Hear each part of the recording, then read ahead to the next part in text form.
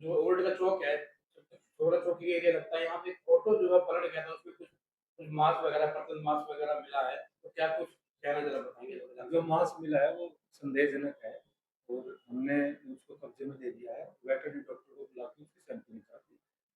Sampling की जो जैसे रिपोर्ट आएगी वैसी कार्रवाई करेंगे। बाकी अभी जांच चल भी रही है, तो अभी जैसा सामने आएगा वैसी कार्रवाई।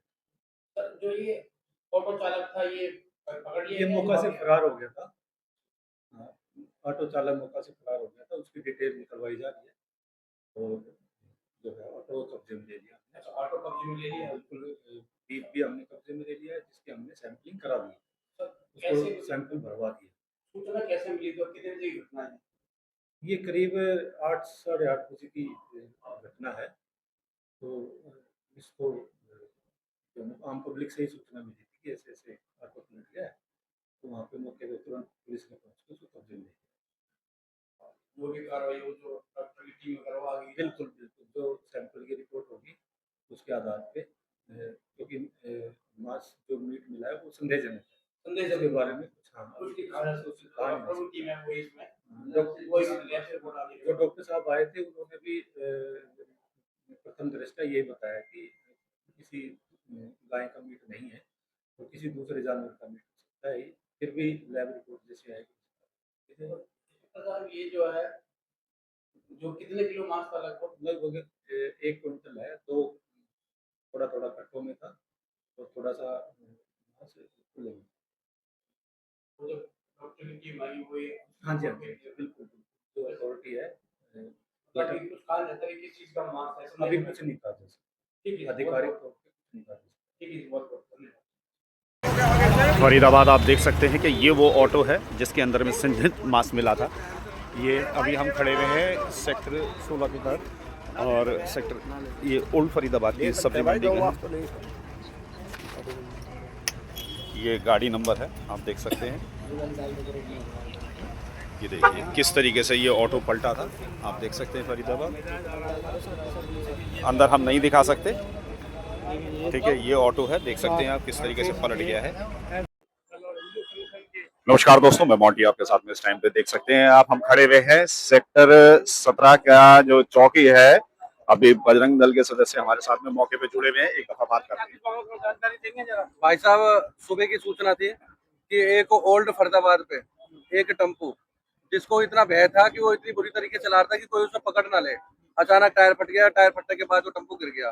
गिरने के तुरंत बाद ही वो जो बंदा उसमें था वो तो गया भाग। क्यों? क्योंकि उसमें प्रतिबंधित मांस था, गौ माता का मांस था, गौ मांस था। इसकी सूचना पहले से भी थी। और ये जितना भी मांस कटान हो रहा है, अभी आपने देखा कुछ दिन पहले हमने प्रशासन को दिखाया, वहाँ पे सीआईए भी लेके गए धोद थाना क्षेत्र में।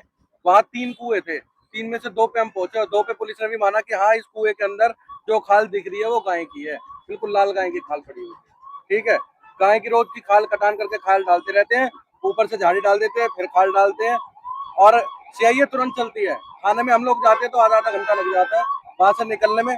इतने सामने वाला बंदा चला जाता है वहां। रोज इस तरीके से गाड़ियां जा रही हैं, सेंट्रो, इको, वैगनार, अब देखो ऑटो टेम्पो। और प्रतिबंधित नहीं होता तो भागता क्यों? तो हम कहेंगे कि अफसरों को जो रिपोर्ट ऊपर जाती है वो रिपोर्ट पूरी तरीके से नहीं जाती। ये कहा जाता है कि जी किसने खाल फेंकी, कहाँ फेंकी, नाम तक हम दे रहे हैं, कौन कौन कटान करता है, उन पर मुकदमे दर्ज नहीं हो रहे। और सारा दो थाना क्षेत्र में होते हैं, बाकी भैया बताएंगे। हमने अपनी पुलिस को ना तहरीर भी दी थी उस दिन कि ये इसमें फलाना फलाना नाम है और फलाना फलाने गांव के। इन्हें बुला के इन पे पूछताछ करी है। धौज थाने एसएचओ ने कोई भी कार्रवाई नहीं करी। ये भी जो आया है ये भी धौज एरिया से और धौज गांव से आया है। जो भी हो रहा है धौज थाने के एरिया गिरती क्यों होता है, जब भी होता है। 2-3 देर पहले भी पकड़ा है। धौज थाने खुद में भी गाड़ी पकड़ के दिए हैं। तो धौज थाने में जो भी अफसर आ रहा है वो अधिकतर भ्रष्ट ही आ रहा है। हम जाते हैं, हमारे साथ सीआईए तो उठती है और प्रशासन हमारे साथ चलता है, धौज थाना नहीं उठता। और जब तक चलता है वहां से अपनी बात लीक हो जाती है और हमारी बिल्डिंग बैठा देते हैं, वहां से भाग जाते हैं। उस दिन भी जब हम गए थे हमने 2 कुओं में दिखाया प्रशासन को, इसमें गाय की खाल भरी। प्रशासन ने भी देखा वहां पर 6-7 गाय उस दिन भी कटने के लिए आई थी। जब तक हमें 1.5 घंटा लग गया जब तक। तो हम तो सीपी साहब से कहेंगे कि इस थाने पे विशेष ध्यान दिया जाए, जो भी अफसर बैठा जाए। हम ये नहीं कह रहे कि एक ही कोई जो भी समुदाय है उस पर टारगेट बना रहे हैं। वो गांव वाले भी दें भाई, कुछ आदमी पूरे गांव को बदनाम और पूरी समाज को बदनाम कर रहे हैं, उन पे दंड धरा जाए, उनका अलग करा जाए, ऐसे क्यों हो रहा है? पूरा गांव बदनाम हो रहा, तो सीपी साहब से भी कहेंगे कि इन पे सख्त से कार्रवाई करेगा।